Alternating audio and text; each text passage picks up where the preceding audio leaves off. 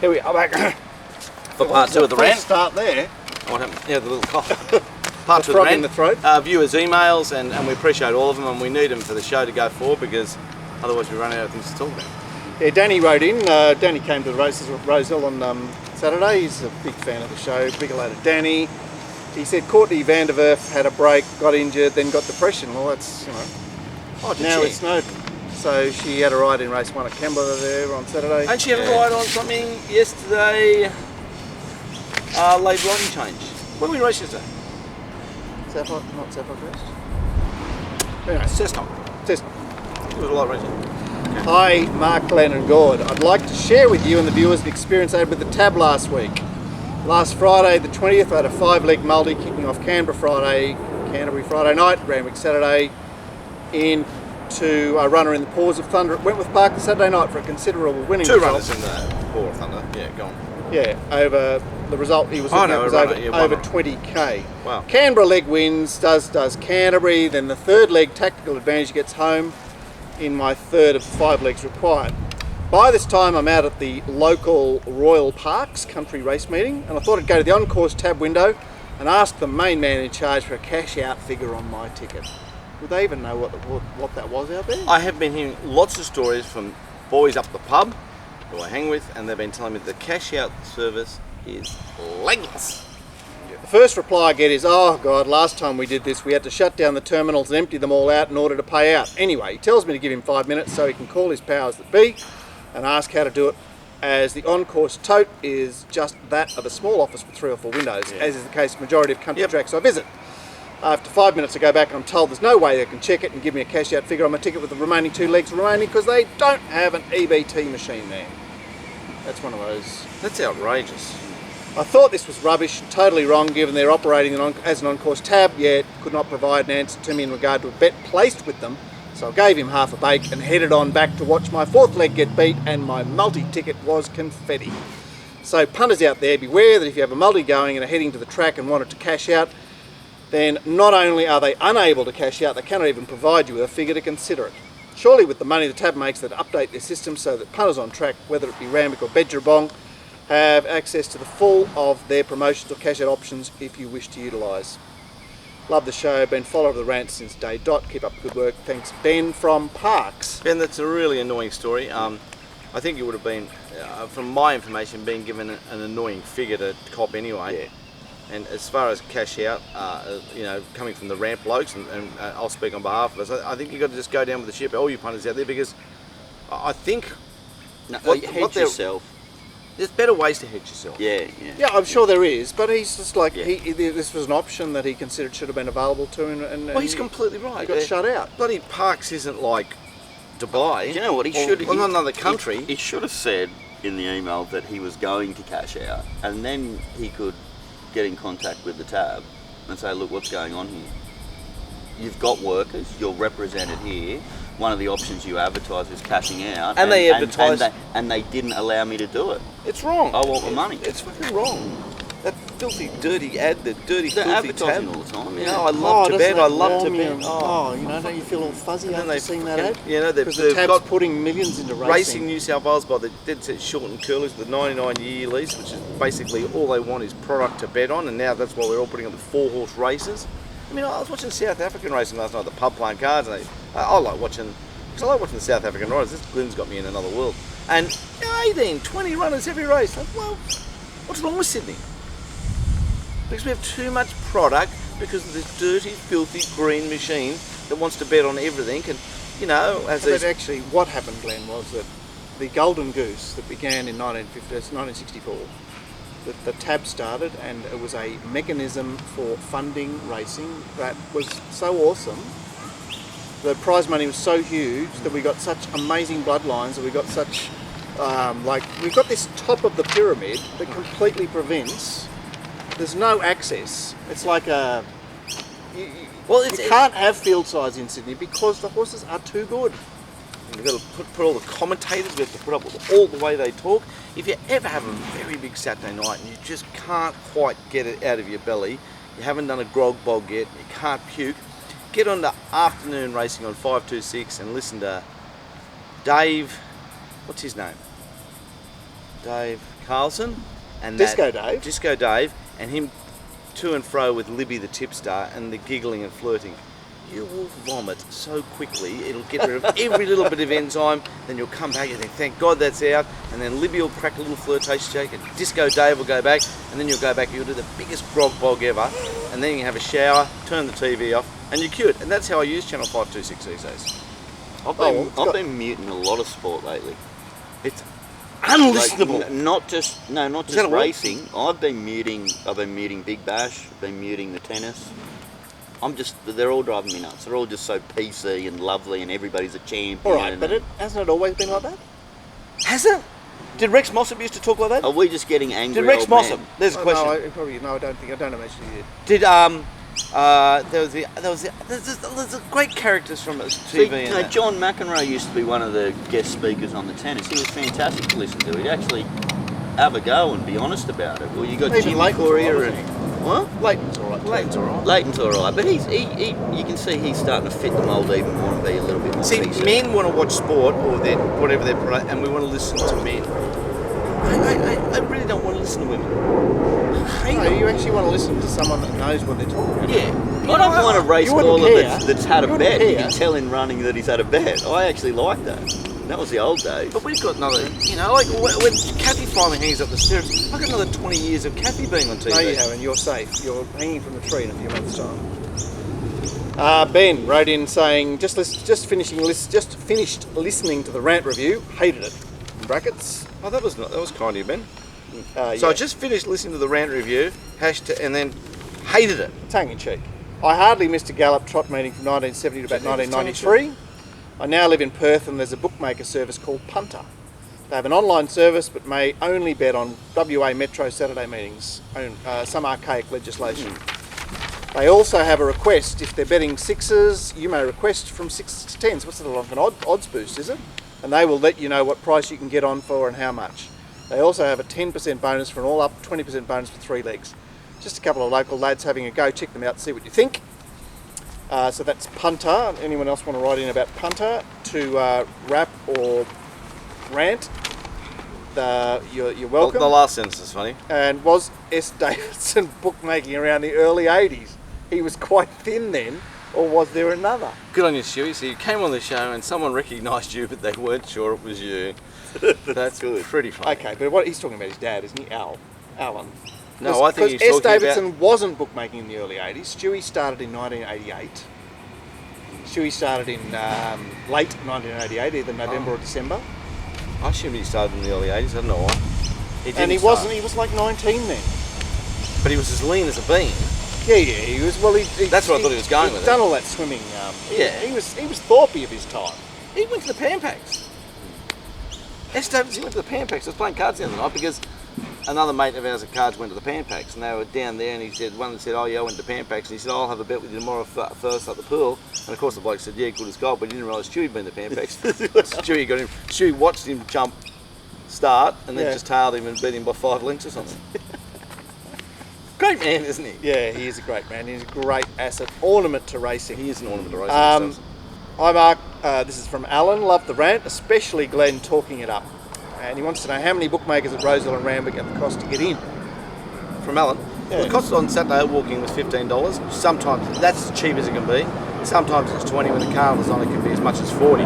But how many bookmakers we got there? About 9 or 10 on the rails and 4 out the back. So you can get on. You can get on to win 10 or 15,000. I don't know if you bet that big, Alan. Yeah, well, but Paul Fitzgerald's back from his summer hiatus. he's the new Phil DeLuca. Have that little summer break. Great amenities. Food's overpriced. Parade ring's good, and the racing's great. So come along, Alan. Come along. We're always set up there. Come and say good day. Laurie wrote in about Laurie's a regular rider. Isn't yeah, hyperbaric training. He said, he? How do you know it's he? huh? Laurie. It's a girl's name too, isn't it? Yeah, well, whatever. He said the hyperbaric training is allowed in the USA, but the New York Racing Association bans the use of it within 7 days of a race. He doesn't think the racing authorities in Australia have any position on it. Perhaps that's why the Weir stable's use of it hasn't received much media attention. Aaron then went on to write about it. He said a couple of years ago there was a National Stewards Conference where the question was asked, should products like mobile mountain boxes made by companies like Equine Altitude International be considered an unfair advantage? Have you seen these, Gord? Like, no. But Maiden Cox Plate winner Seamus Award used this product prior to winning that feature. Oh. There's no unfair advantage if trainers can afford it. No difference to quality oat or feed or air-conditioned trucks or floating horses on long journeys to races. Well, you know, it's that line, isn't it? What is unfair performance enhancing? It's more about, so the situation would be that if it had that much of a if it made that much of a difference, then only the wealthy trainers would train winners. Yeah. That'd give them too much of an advantage. See what I mean? Because the Yeah, blokes I have understand. money I to understand. do it. Or Isn't that life? That's Yeah, life. That is that's life. life. Yeah. You know, like folks, That's right. live on the harbour, swim by the pool this afternoon. Old mate like me walks along their street picking up papers. Like, that's just their life and that's my life. Papers that are day old.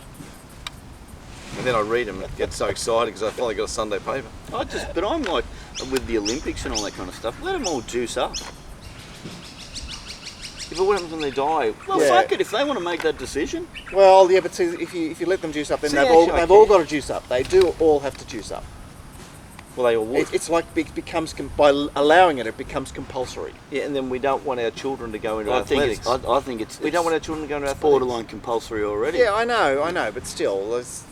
Dick. You know, what was it, the old ancient Greek thing with Achilles and the god asked him, did he want a long, mediocre life or a short life of glory? And what did he choose? For a short life of glory. Oh, well, that's what the sportsman's choice. Look at sumo wrestlers, they all die young. Oh, do they? Yeah, because they're all fat fucks. But the only way you can win is to be the biggest, fattest fuck you can possibly be. And yet we had So they all die young. one of our very famous jockeys dying at 103.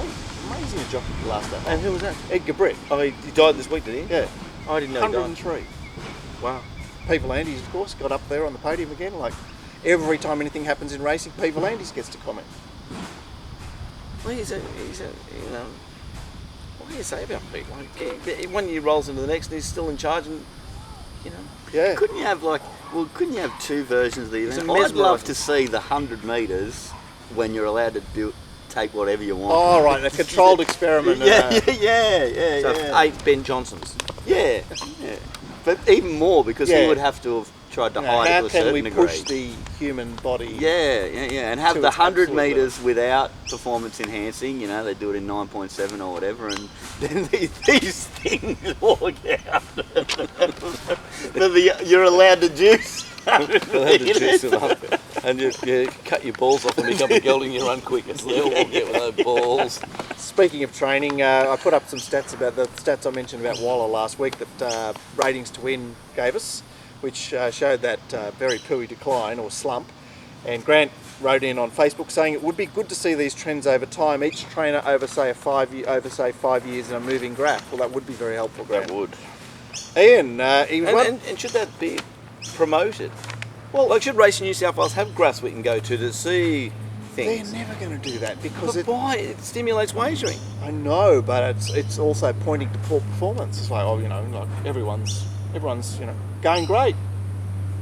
But things like that would promote wagering. If you Yes, saw it Waller would. was on the down, then you find other horses are being well backed. Well, you'll actually see those graphs in the financial markets. You know, they're the people that live and die on betting on all those they graphs. are, all they are. They're chartists, they're called. Information. Yeah. Yeah, by the way, we can do them ourselves, and that gives us an advantage It's over great the market. to click on. Yeah, So- it's a bit like you know. I don't want to sort Sheen, of give up an edge. Well, Sheen times all the trials, right, himself, Yeah. and so he's going. Well, I think he's going. The fact that they're not officially timed and properly timed by the authorities is giving me an edge. Ian wrote in saying, wonder if you consider interviewing a tax accountant specialist in order to help punters consider going professional. I've often wondered about what sorts of things could be deducted considering the resources needed to be a professional punter and legitimate ways to minimise tax. Well, I think you'd struggle there. Who is it? It's Ian. I think you'd struggle there, right? I don't think you'd get to deduct anything or claim any expense because I don't think they look at gamblers being taxed or all the major professionals. Right, so you're not going to be classed. See, they're very reluctant to class anyone a professional gambler because straight away you get to claim your losses. Yeah. And that's why, yeah. So the people out there that claim themselves to be professional and show a profit and pay tax on it, they're fools, because all the big joints that employ stacks of people do not pay tax on their winnings. And yet Jelko had to go to the Isle of Wight. He had to run off the Isle of Wight there. Just to keep it sweet, but there's Makes there's stacks before it that. makes it more difficult when you've got staff. Yeah, okay. So if you've got a setup, that a They professional tried setup. to get Ross Evans. There's been many characters have been gone to the no, I'm not paying tax. I'm going to the court, and the court's ruled in their favour. I think. Anyway. I've got no money, so it doesn't bother me. Lauren said, love the show and the analysis you blokes bring to racing. I was speaking to a guy at Wyong Races a few weeks I like ago, this email when I read it. who mentioned to me that he only bet on or around horses trained by Joe Pride. He was telling me that he does this because he has a complete understanding of all the intricacies of Joe's training methods and how their form lines up compared to different horses in the stable. By using this, he feels like he has an edge on the market, albeit small in most cases. He justified this by mentioning that he has full understanding of the form and quality of every horse Joe Pride has presented to the races over the last few years. Is this something which is common around other people you've dealt with in your years in racing, or is it just a guy with a weird method of doing the form? Well, no, I think no to all those things. It's just this is the way this guy decides to gamble his dollars and feels he can win it. I'll give you another example. If you haven't backed a winner in ages, allow me. If you back every Seawaller runner for the next 6 months, you're going to back 150 winners or whatever he trains, because they're going to come along. And he's just using Joe Pride's smaller stable with the trial sense and little intricacies to form his gambling dollar, and he can form a profit out of it. And what I'm saying is that, have I dealt with people? People have all intricate ways to. There's a million ways to Skinny cats. Sheep, I was going to say. And this was just this place, but I find it very, because it's a big stable, but it's a small stable. Yeah. He's a So bloke. he can get a handle on it, is what he's trying to say. Yeah. It's small enough to get a handle on it, and yet they do produce enough runners to You don't want to have do it with some action. You don't want to do it with Bobby Pearce's stable, and there's two smaller stable, and he's trained 2 winners in a year. But you also don't want to do it maybe with Chris Waller's stable, because with the graphs like it is now, and there's so many runners, and there's 4 in each race, and it's hard to get a handle on it. Gay's hard to get. Joe Pride's You want Joe the Pride, boutique, Bjorn Baker, that type of stable. You can see, I can see there being money in just doing that. But by doing that, you're not really stimulating that button in your body that needs you to bet. Yeah, well, I mean... You might have 2 bets a week. Yeah, well, but that's the thing, that people get off on being selective and winning being selective. Terry reminded me of Tony Barber. Remember Tony Barber? Barber that used to come out to the track? Carnival time. Bookie? No, he owned those wood-fired pizza places. Gee, the name rings a bell, but I'm thinking of Sale And Central. he just came out and backed Friedman when they were on fire in the 90s, in Melbourne, Group 1s. Just like he said, he basically targeted situations that were positive. And I think if I look back over the life, if I target situations of when I think a rider's going to take off, I would have won squeals. But and then, like. But you do need to play all the time. That's I need to play all the time. I can't. Like if I just concentrate on backing A Horrors the last 6 months, how do you think I've been going? You're never going to do that. Hi Hi, guys. There's definitely value in what that guy's doing. Yeah, I do too. But I think it's just his I method. think it's an interesting idea. Yeah. Hi guys, you can see why racing is stuffed. Wednesday night racing with only 2 meetings, Pakenham and Launceston. I looked this up for you guys. Both too. have a race at 8:30. Pakenham off, and would Launceston stewards hold for 2 minutes? No. What an effing disgrace, but what do you expect? No one can organise 2 meetings only. Well, I read this email, so I got on the tab side, and you're quite right that they were 10 minutes apart, but for something to do with lights or something at Pakenham, they brought a race forward 15 minutes. They both jumped at 8:30.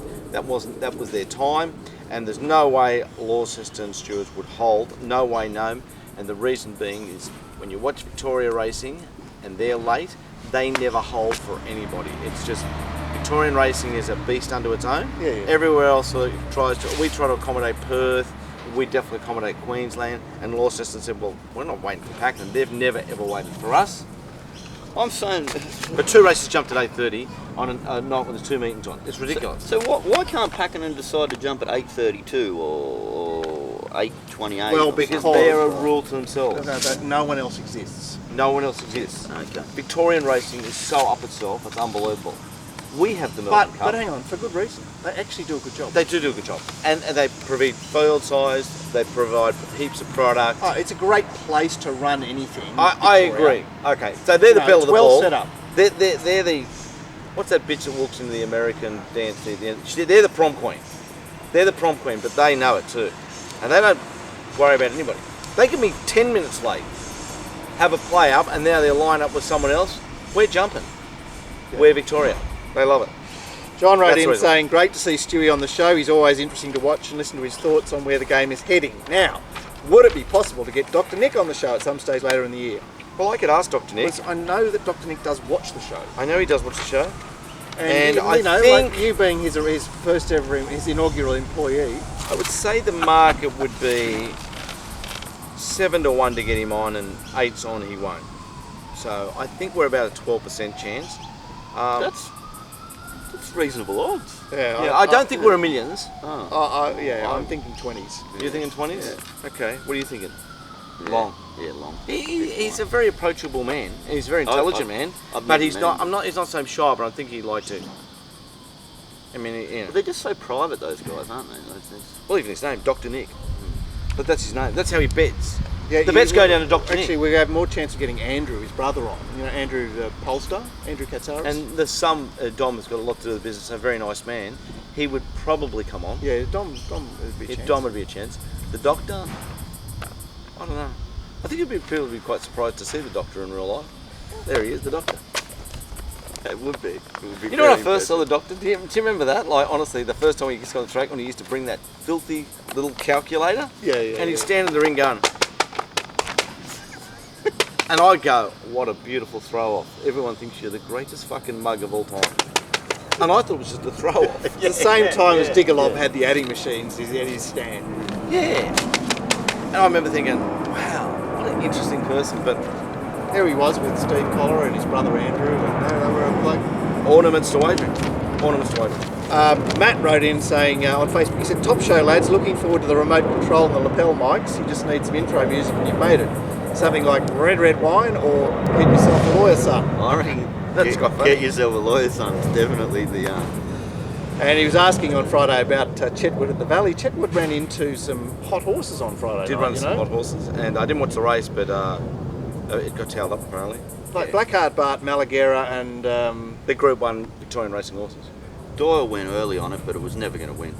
Okay. Yeah, it's not A grade, it's B grade, Chetwood. Nick... New South Wales grade, you know, suck in front, no Well, pace. also, those horses, like he's a control freak. He is a control freak. Like, that's hard to go up in grade as a control freak. It's hard to go to Moonee Valley first go to be a control freak. How do you go to Moonee Valley and be a control freak? If you get the control, you're a sitting duck, and if you don't, you're a millions. Yeah. That's, everything you say makes sense. Nick was very unhappy about what I said about Lady Zhivago on Saturday. He said half a length off suspension and open Saturday 85 winners helplessly held up. And the race has been a great form race. With never a chance last start the way the track was playing. He's been running great sectionals home every start. Has Pearls and Egyptian Symbol form from last prep and finally finds a weak Saturday filly's mare 76, in which the favourite is a 3-year-old filly with 60 kilos and has drawn the paint. But yeah, no chance. Cezanne best of the day. Thanks, Nick. Paul wrote in saying... Well, sorry- Cezanne wasn't the best of the day. He was saying it was his best today, wasn't he? No, he was cranky that we were riding off Lady Zhivago, but I mean, I rode off Lady Zhivago because it had its last start in that Gosford race where... Well, for starters, no one should be cranky. It's just an opinion. Yeah. We're trying to help. No, Everyone's well, trying to help. he's allowed. It's his opinion. He's ranting. Yeah, that's fine. PD writes in, sorry for the blow rant, but it's the name of the show after all. As it has just been Australia Day, I thought I might be time to lament the passing of the jargon and wit used by the old-time trainers and just shake your head at what passes these days for comments by trainers and jockeys. Classic comebacks like Bart when asked, what do you attribute your success to? Bart says, horses. And Bart to Darren Beeman after Beeman told Bart that God had spoken to him and told him to quit race riding and study to become a religious minister. Bart said, I think you should get a second opinion. So today, unfortunately, classic favourites are good horse, brown without luck and looking for further, which usually mean it's not a good horse, other horses were in front of it and it's looking for a track further away in the country. Plus anything that comes out of Richard Freeman or Andrew Bensley's mouth, just drivel. I thought I'd also heard enough of yeah, no, as the automatic way of starting an answer to a question, but on the weekend I heard the very rare yeah, no. I think Glenn is right, which might be my problem right there. Most trainers would be lucky to find their way home at night, and if jockeys weren't riders, they'd be shelf stackers. Or maybe they would just have jobs in the media. I agree with Paul, but just we spoke about that, and see, even someone like Andrew Benson, he's a pretty smart guy. What? I've met him in real life. He's a smart, intelligent type person. Really? Yeah, but why does he have to behave like that just to keep his job? Because, I'm just hang on, amazed. how many jobs are there? There's not that many jobs. Let's say, what would he be earning? $250,000 a year? $300,000 a year? He's got quite a couple of gigs. I'd say Yeah, it goes in ads and stuff like that. Pick up a bit more there. What do you have to give your life up to $200,000 a year? You do, because there's only one game in town. Sky Channel. Look, and it's all been like they've all been, they've almost been trained up from Sky Channel, like the bloke who runs that church. What's that bloke's name? The mad church in America. Scientology. Yeah, David Ron L. Hubbard. Yeah, with the bloke now, the new bloke now, he's just it's like they got photos. It's like at Sky they got photos of Graham McNeice everywhere, and it just comes down the cloud. And if you're certain, So Graham McNeice Fucking Graham is a McNeice. cult leader. Of course, that's what it is. Jesus. That's what it is. He's one of the- There's I'm Graham telling you. McNeice and there's Johnny Tapp, who's second to Johnny IC. Tapp and Craig, and it's just like they're going every day and they go, oh yes, we do what Graham would have said. Yeah, exactly. It's just torture. It is. And then of course we have to suffer by listening to it. But I did tell you how to get over that big Saturday night hangover earlier. Just quickly, on Australia Day there, Mark and guys, which was January the 26th or whatever it is, and I don't know, if someone's here, what day's Australia Day, would you always just know it's January 26th? You didn't think about it. I'd have to think about it and then I'd get it wrong. You go 26th I or would have 28th? said 25th. Okay, so Yeah. I'm a bit like that. Yeah. You get it, because you're a freak with numbers. Are you And- fucking serious? What do you mean? Like, it's bloody year 2 history or year 3 history. A lot of people don't remember it. When did they? No, I'm when telling did they you. set up camp in bloody What day Farm is Cove? Anzac Day? Anyway, this is... Anyway, What Jesus day's Anzac Christ. Day? It's the 25th of April. I didn't I didn't know know that. that. I know Christmas is the 25th of December. And I don't know when the Easter Bunny turns up, but I know Woolworths starts selling eggs in Yeah, the January. Easter bunnies are movable too. Fucking joke. Anyway, don't even get me started about Woolworths. I want to get back to this Australia because there's been a lot of the Abos and this and that, invasion and day, birds yeah, and flags. yeah. Everyone's unhappy. Change the day, invasion day, all that shit. It's all shit, but anyway. But they were on talk back and this and that, and then in from the left wing comes old mate with the greatest of all time. The greatest of all time. I don't know if you guys heard it. So they're saying, oh, no, it shouldn't be January the 26th or 28th. It shouldn't be Easter egg day. It should be this day, it should be that day. And I'm going, I won't remember any dates. But, oh, mate, there he was, he out in the wing somewhere, drives a truck for a living and probably delivers the Easter eggs at Woolworths sells. And he goes, it should be May 8th. What happened on May 8th? Mate. It's the fucking best. And we'd all remember it as Mate Day. Mate Day. Yeah, you would remember that. There you go. How great is that idea? So we're pushing hard here for May 8th for the new Australia Day. Mate. I really thought that was clever. Fantastic. Yeah. That's really. And we'd all remember it. Also, it still would have stopped everyone dead in their tracks. Everyone just went, how can you argue with such a great theory as that? Everyone had different theories. Oh no, it was the year that Columbus come under here, or that, and it wasn't, whatever, Captain Cook and all the band of all the puffs, and sodomy was on board for 3 months, and no one wants to talk about that. The old Glennsta will talk about it. No good. And May 8th. Mate. That's good. Fantastic. Colin wrote in saying, "G'day fellas, I see myself as one of the unluckiest people on earth in this punting caper. He's jousting with you, Glenn. Oh, what a good man. Whatever and whichever way you can get screwed on the punt has happened to me, and I'm sure I'm not the only one. To add to this, I'm also severely handicapped, married with 3 kids aged 3, 4 and 5. So is he handicapped because he's married with 3 kids? Oh, he is, yeah. He's not I should be handicapped. eligible for a handicap parking permit. Mate, married with 3 kids aged 3, 4 and 5, you are not going to have a good time for at least 12 years. I watched the show with great interest. You blokes are the only ones who don't bullshit around when it comes to what's going on, who's hot and who's not.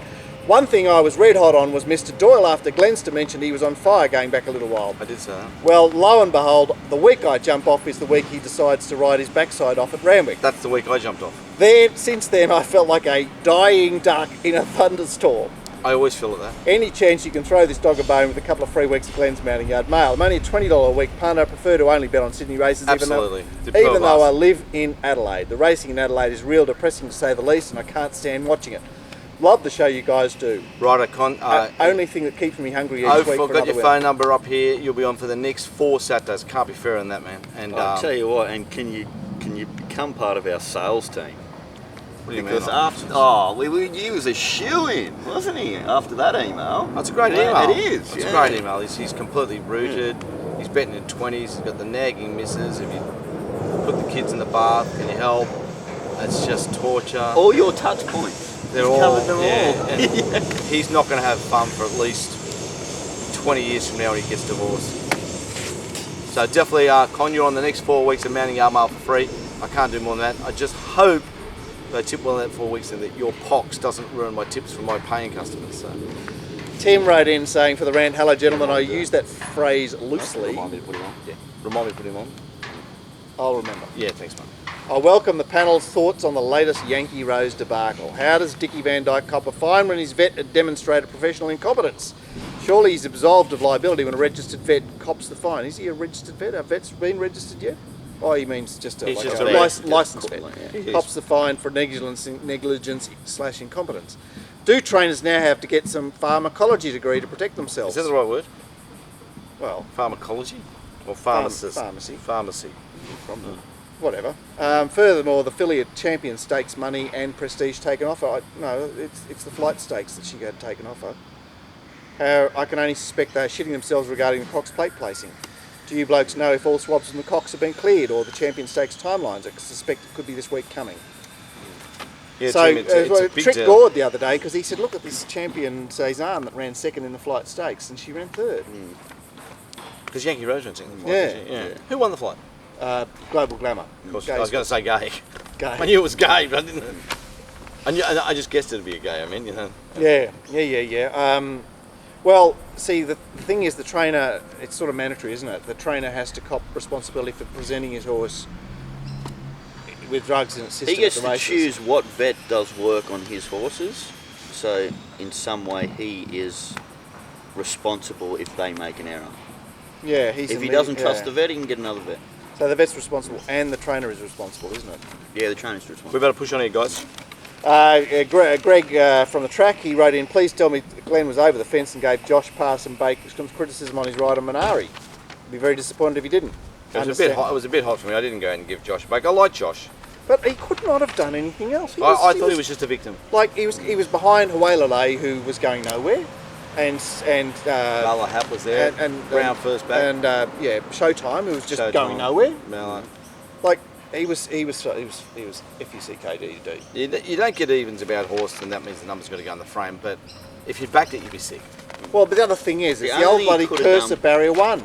Yeah. Like, who likes backing Barrier 1? I don't like it. Anyway, the surfing punter, he wants to give free snacks to patrons on course. It would be cheaper than hiring B-grade celebs. I completely agree with the serving punter. We've got to give more to the people that come to the track. We've got to get more help to the bookies that come and provide a great service. And we don't need any celebs dancing to half an hour to drunk fools that never come to our race meeting again or come back 1 year They later. don't have a bet either. And they don't bet.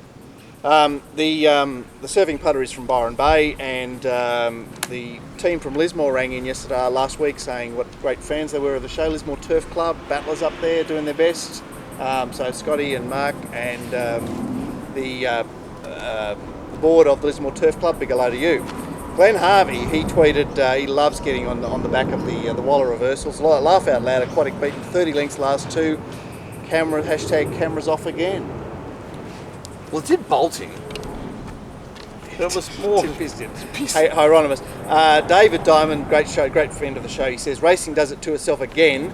#amateur hour. Apparently the guy rostered on for the photo finish last week at Pakenham didn't show. He thought he wasn't rostered on, so they had to delay the meeting by an hour and a half. They couldn't start the meeting because the guy rostered on to do the photo finish didn't show up.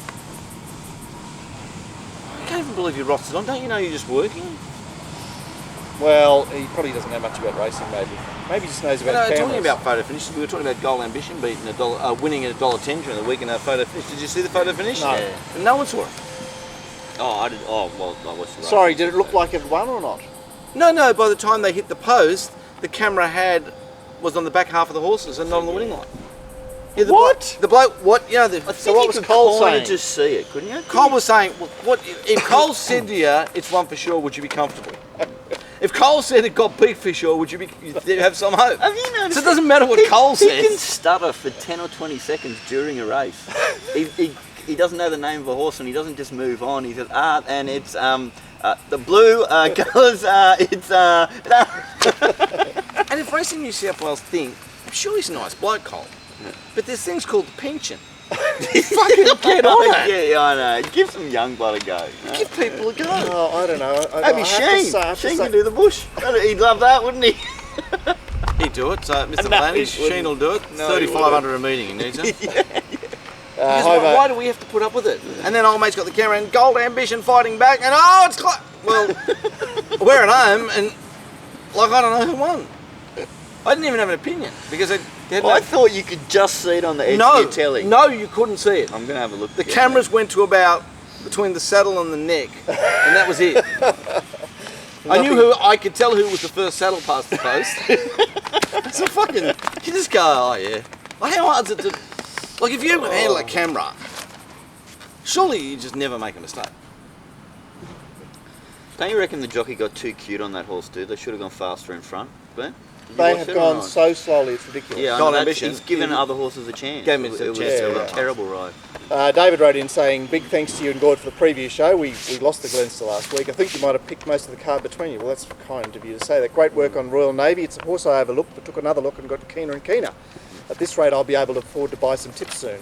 Oh, good on you, mate. Well, What did you think of Echo Effects run? Along with it's a horse, along with Improvement, who I picked out of the January 14 run as a one to follow. They seemed to run fast early, kept putting in. Should I be concerned that pretty much all the back markers from that race have gone on to win, or either win or over exceed? Perhaps they all just found the right race, or should I be unloading on Treviso at Wyong on Wednesday? I think you should be back in Treviso, maybe not unloading. Smart horse, a stable flying. Denim stable, flying. So we've got Wyong on Wednesday, we've got Canterbury Friday night, back to Randwick. Just an Echo Effect, that's two great runs, but where do we go from here? Well, is Well, he just I gonna be think as you wide need as to a keep an cork eye on now? Manning Yard Mail, and in especially just that one horse. If we get time on the track and we can send out something for free about him, he needs to put some condition on. He needs to settle down the parade because he's a very strong horse on front in good nick. At the moment, he's what's that saying? He's like a baked rabbit. Yeah. And he might end up. The oven might still be on. So. Bit of, Yeah, watch this bit of space. watch his space. All right, I told you about Mate Day. Mate Day. What do you think about Mate You Day? made the day. Eh? You Not made Mate Day, May 8th, Australia Day. There you go. We'll all remember it. Beauty. We'll see. The boys will be here for doing something for Wyong. I'll definitely be back for next Friday. I won't be missing you again and the ramp for next week. Good luck, good punting. Con, you're on for 4 weeks. 3 kids under 5. You poor bastard. So yeah. Fancy it's you that misses a show